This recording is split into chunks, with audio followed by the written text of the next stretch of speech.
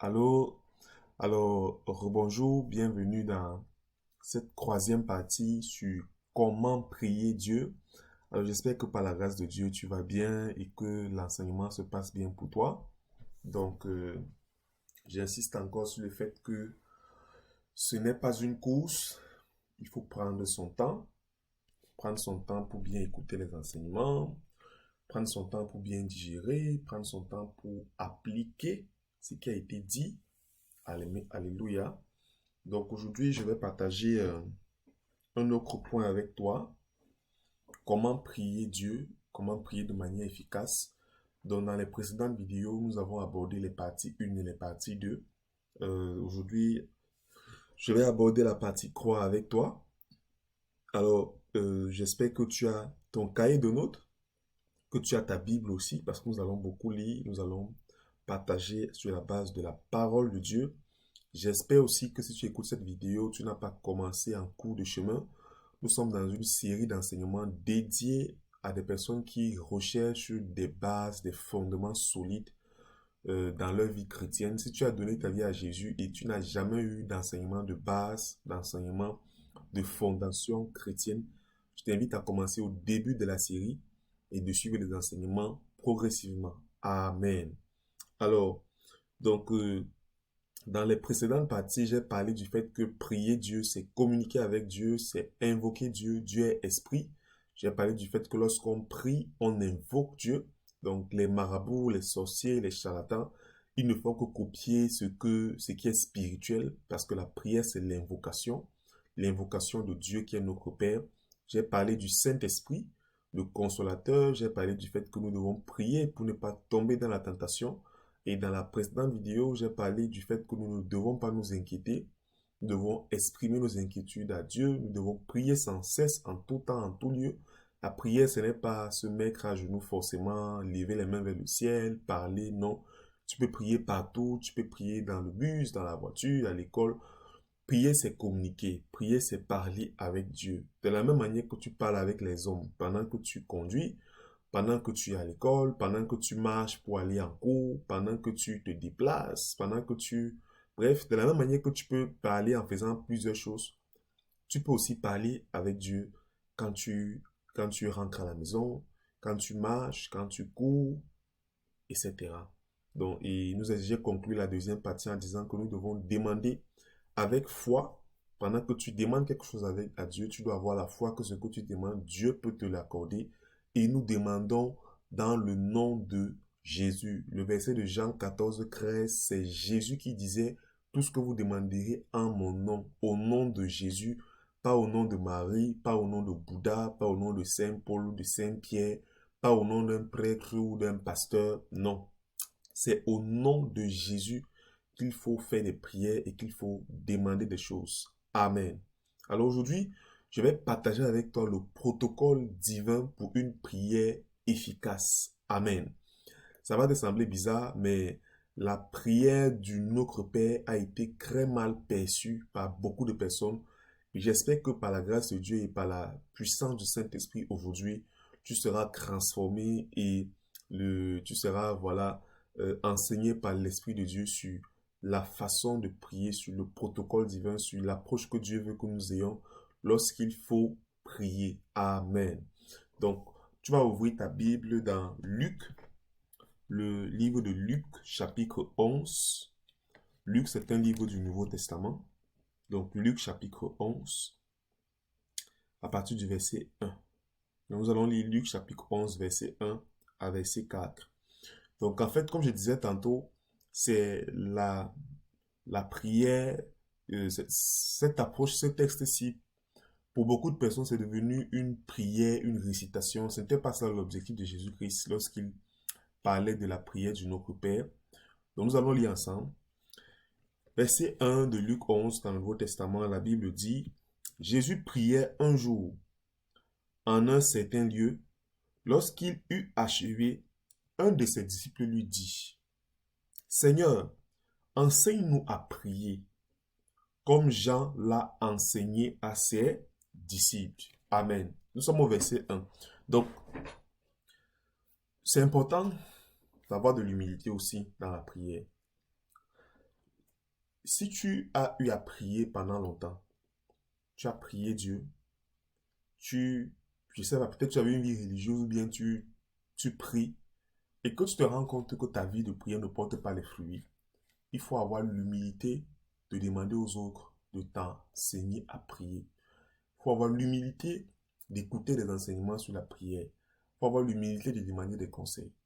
Les disciples avaient été les disciples avaient remarqué que leur prière n'avait pas autant d'efficacité comme Jésus. Les disciples avaient remarqué que Jésus-Christ, sa prière, vraiment c'était différent, c'était pas la même chose.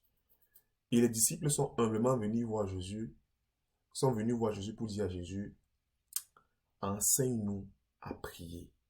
S'il te plaît, toi qui m'écoutes, tu dois avoir beaucoup d'humilité lorsque tu t'approches de Dieu pour parler avec Dieu. Il faut avoir un cœur simple, un cœur humble.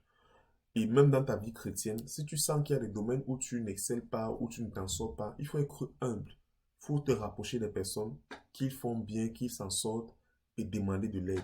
Ce n'est pas une preuve de faiblesse, c'est une preuve d'humilité. Dieu résiste aux orgueilleux et il fait grâce aux hommes. C'est ce que la parole de Dieu nous dit dans le livre de Proverbes. Amen. Donc, il a dit, les disciples ont dit, Seigneur, enseigne-nous à prier. Je veux mettre l'emphase sur ça. Les disciples ont demandé à Jésus de leur enseigner à prier. De leur enseigner à prier. Jésus leur a donné un enseignement sur la prière, pas une récitation de la prière. Jésus leur a donné un enseignement. Les propos de Jésus qui suivaient plus tard n'étaient pas une récitation qu'il fallait faire lorsqu'on veut s'approcher de Dieu, notre Père qui est aux cieux, que ton nom soit sanctifié. Non, c'était un enseignement. Jésus est en train de leur dire comment ça se passe, comment il faut voir la prière. Amen. Et je continue. Et il leur dit, quand vous priez, dites, Père, premier point, Père, que ton nom soit sanctifié. Père. Amen. Jésus dit, Père. Est-ce que quand tu pries, tu crois que Dieu est ton Père?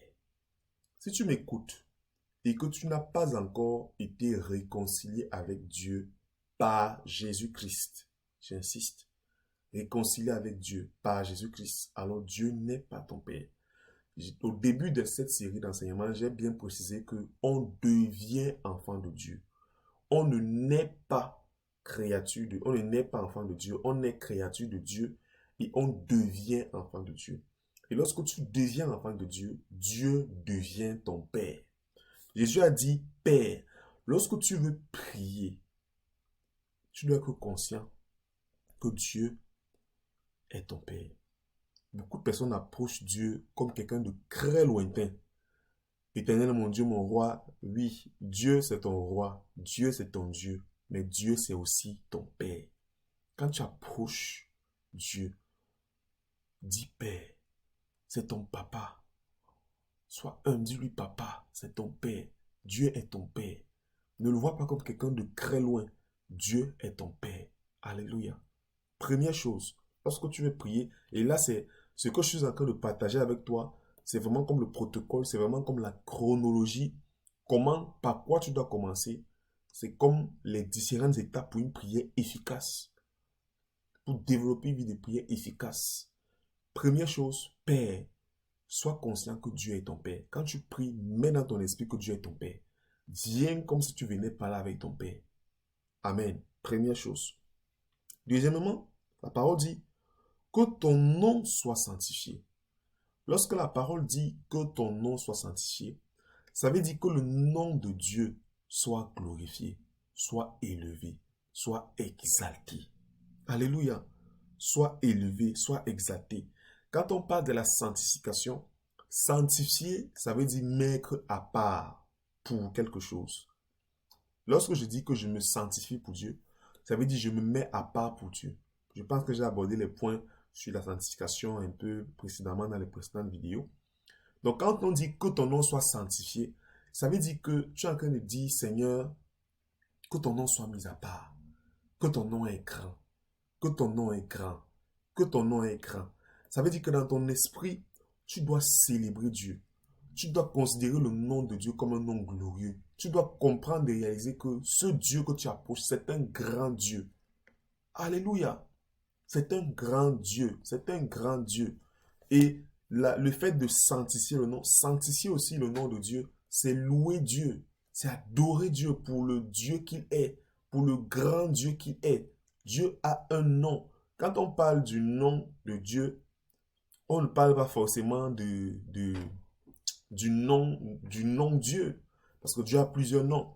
Mais lorsque tu dis que ton nom soit sanctifié, tu es en train de parler de l'appellation de Dieu. Je vais te prendre un exemple pour que tu ne voies pas le mot nom qui est utilisé ici comme juste un nom, comme je peux m'appeler Rostand. Non, c'est pas ça. Alors, je vais prendre un exemple.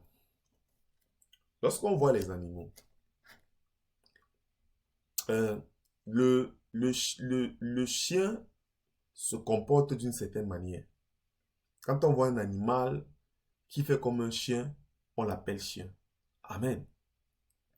Lorsqu'on voit une personne qui est trop méchante, qui souhaite du mal aux gens, qu'est-ce qu'on fait? En tout cas, en Afrique, on t'appelle sorcier.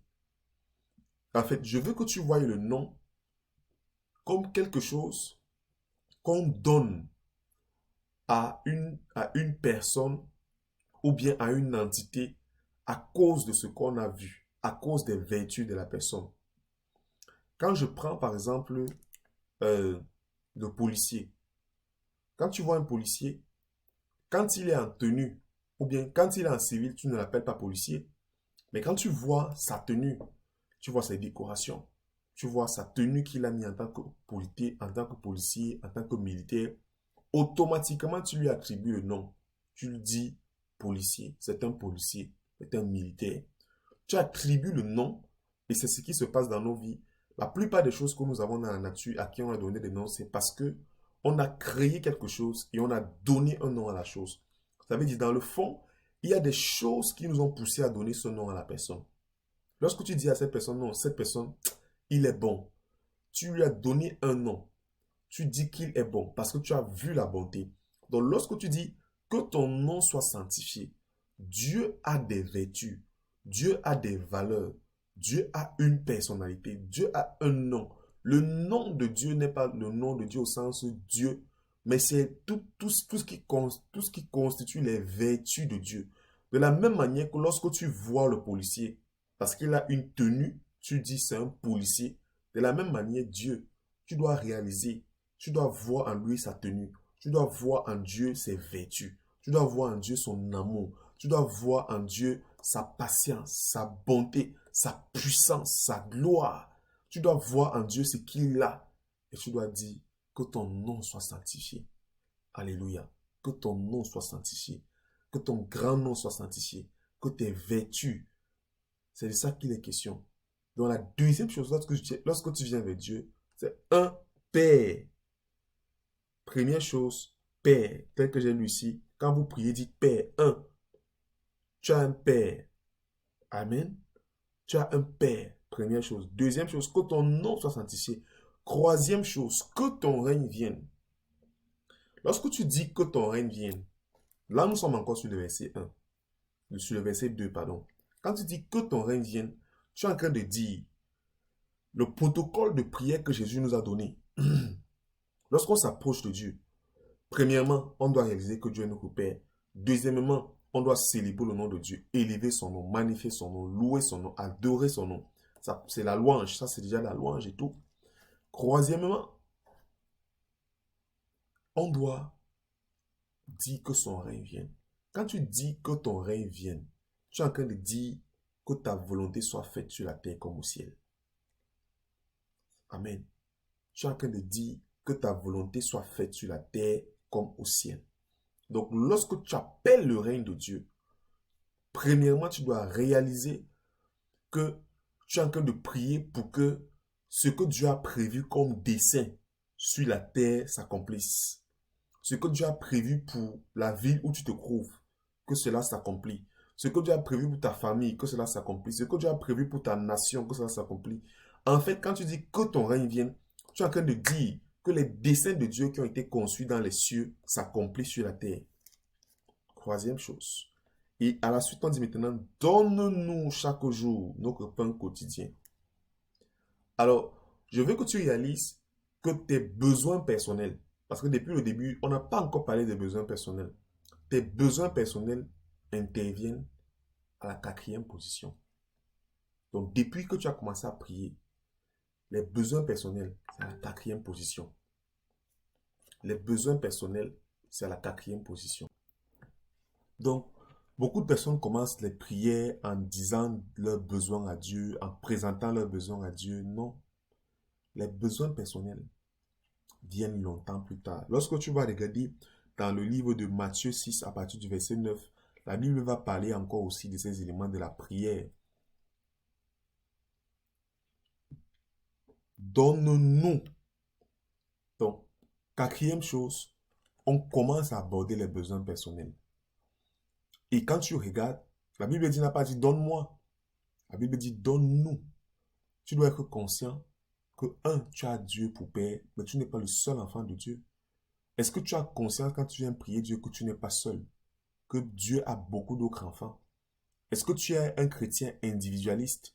Parce que beaucoup de personnes ont leur vie de façon très individuelle. Ils se disent, moi je vis ma vie chrétienne dans mon coin, je suis seul avec Dieu, avec mon Père. Dieu n'est pas le Père chéri d'une seule personne, Dieu est le Père chéri de plusieurs personnes. Est-ce que tu crois et tu réalises que Dieu a beaucoup d'autres enfants et que tu n'es pas le seul? Oui, ton Père veut t'aider, ton Père veut t'exaucer, ton Père veut prendre soin de toi, mais ton Père aussi veut que tu saches et que tu sois conscient que lorsque tu approches sa présence, que tu saches que tu n'es pas le seul enfant.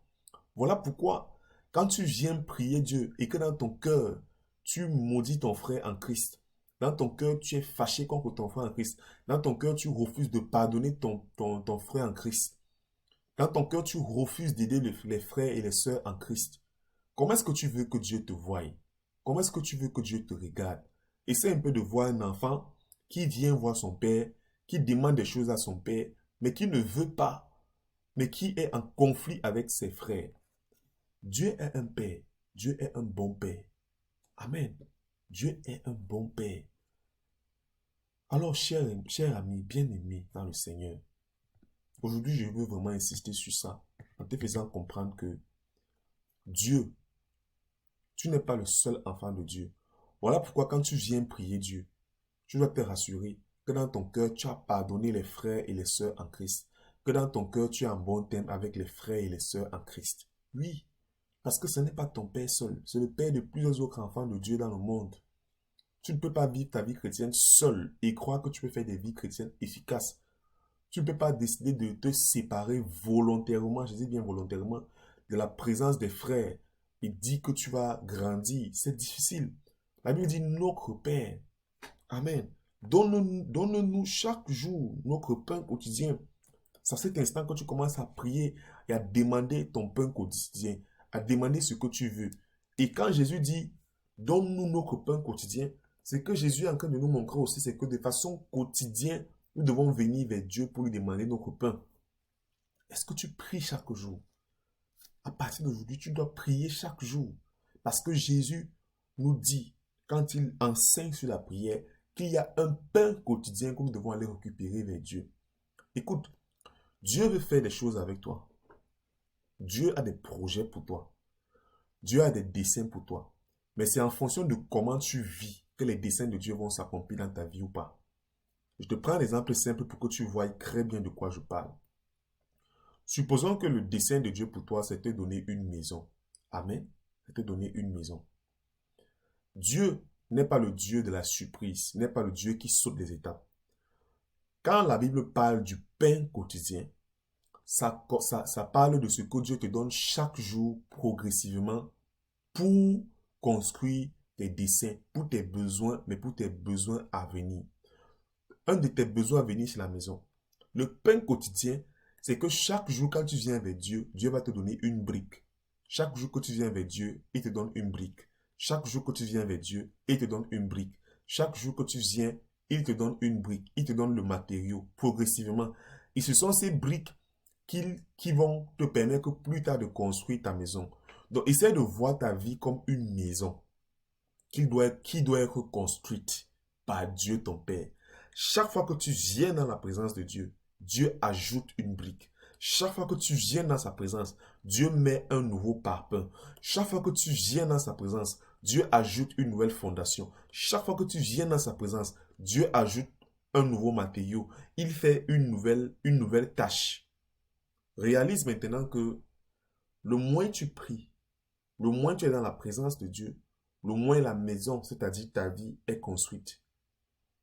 Si tu décides de fuir la présence de Dieu, de fuir la prière quotidienne, j'insiste parce que Dieu, chaque jour, a quelque chose qu'il veut déposer dans ta vie. Chaque jour, Dieu doit déposer quelque chose dans ta vie. Chaque jour, Dieu doit te donner un pain quotidien. Donc, quand tu pries de façon quotidienne, Dieu dépose quelque chose dans ta vie. Dieu dépose une brique. Dieu ajoute une brique à la maison chaque jour. Et la maison se construit progressivement. Et le plus tu fuis la présence de Dieu, le plus tu es irrégulier, irrégulière dans la présence de Dieu, le plus ta maison prend du temps pour être construite. Voilà pourquoi la vie de plusieurs personnes sont en retard parce qu'ils ne prient pas. Parce qu'ils ne prient pas chaque jour. Prier chaque jour, c'est pour ton bien. C'est pour ton bien. Si tu ne pries pas chaque jour, beaucoup de domaines dans ta vie seront en retard parce que tu auras manqué plusieurs pains quotidiens.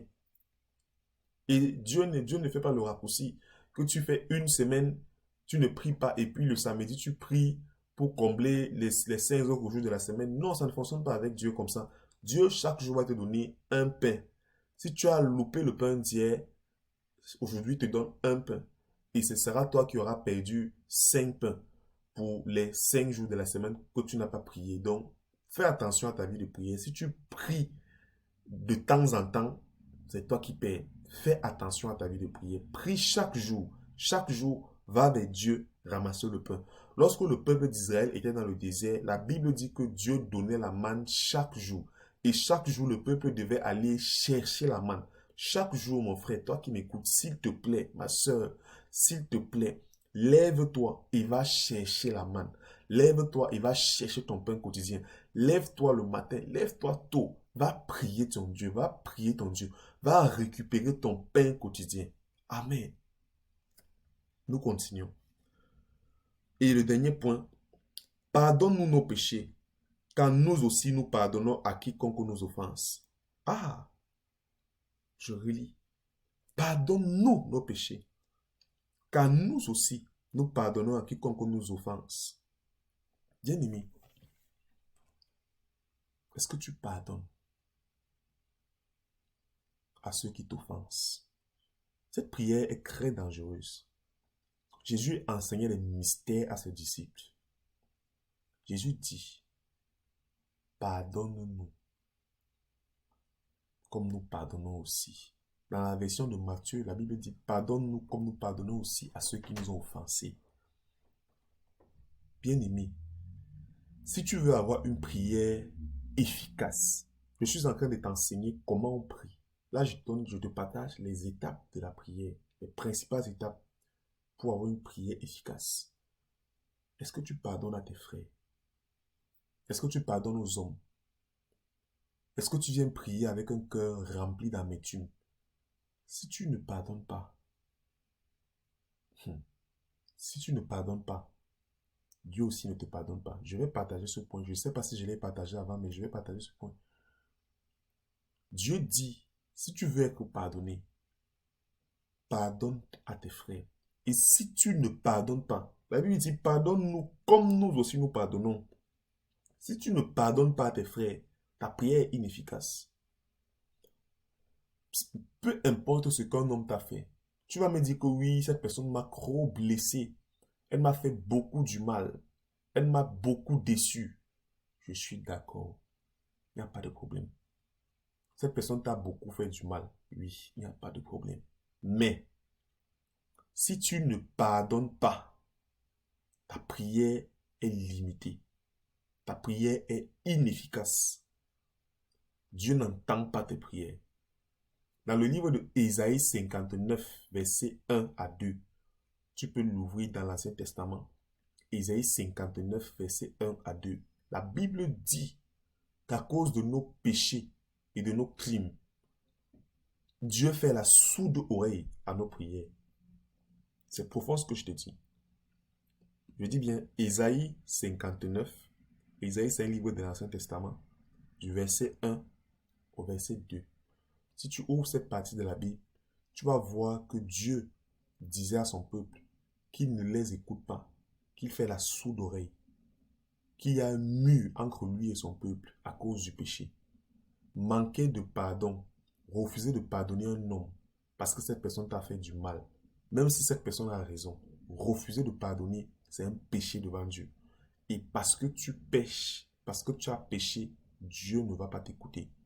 Donc si tu m'écoutes et que tu avais l'habitude de faire des prières avec l'amertume dans ton cœur, tu sais que tu as des gens que tu refuses de pardonner, des gens qui sont ennemis avec toi. Ne demande pas d'être ami avec tout le monde. Nous ne devons pas avoir d'ennemis. Si quelqu'un est ton ennemi, mais dans ton cœur, tu dois pardonner et libérer la personne dans ton cœur. Si tu retiens des gens dans ton cœur, ta prière est inefficace. Inefficace. J'insiste, ta prière est inefficace. Amen. Amen. Donc, s'il te plaît, là, je suis en train de partager avec toi le protocole divin. Comment il faut prier. Comment on prie. Et le dernier point, et la Bible dit, et ne nous induis pas en tentation.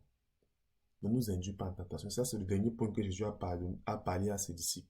Quand la Bible dit que ne nous induis pas en tentation, dans d'autres versions, dans Matthieu 6, si tu parles dans Matthieu 6, où Matthieu a aussi parlé de la prière, la même prière, il dit, il ne nous soumet pas à la tentation. La Bible dit que Dieu ne tente personne. Dans 1 Pierre, Dieu dit qu'il ne tente personne. Mais quand la Bible dit que ne nous soumet pas à la tentation, de quoi Dieu parle? Dieu ne soumet pas les hommes à la tentation. Non.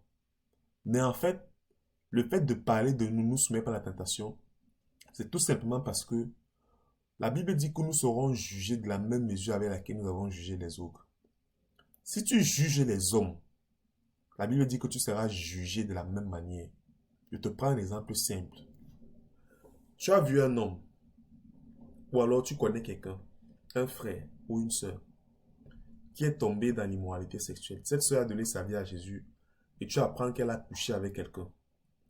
Et tu dis, comment elle a pu coucher avec quelqu'un? Vraiment, elle n'est pas sérieuse. Elle a péché. Hein? Elle n'est pas sérieuse. C'est une mauvaise sœur. Tu es en train de juger la sœur. Tu es en train de juger cette sœur. Amen. Dieu ne nous appelle pas à juger les hommes. Ce n'est pas notre travail. Dieu nous appelle à prier et à conseiller. Quand tu juges cette personne, la Bible dit que ne jugez point afin de ne pas être jugé.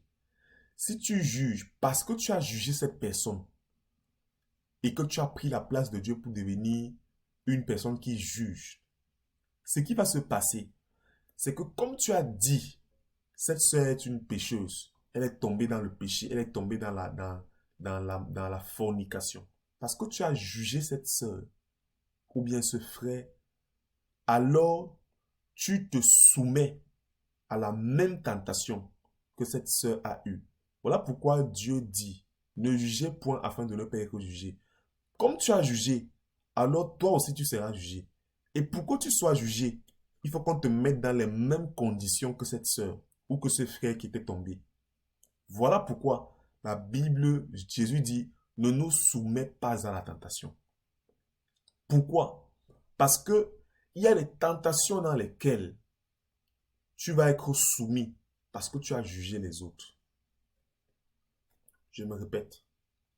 Lorsque tu juges une personne, Dieu ne nous appelle pas, nous, à juger les hommes.